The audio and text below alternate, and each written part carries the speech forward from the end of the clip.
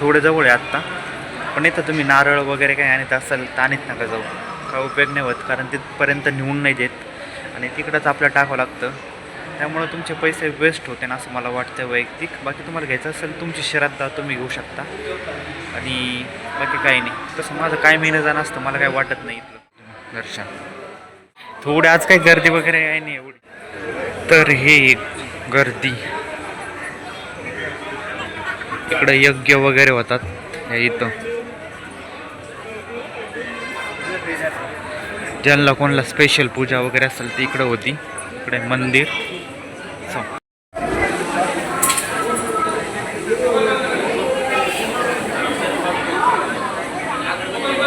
ते VIP दर्शन आणि इकडं आपलं सामान्यांचं दर्शन.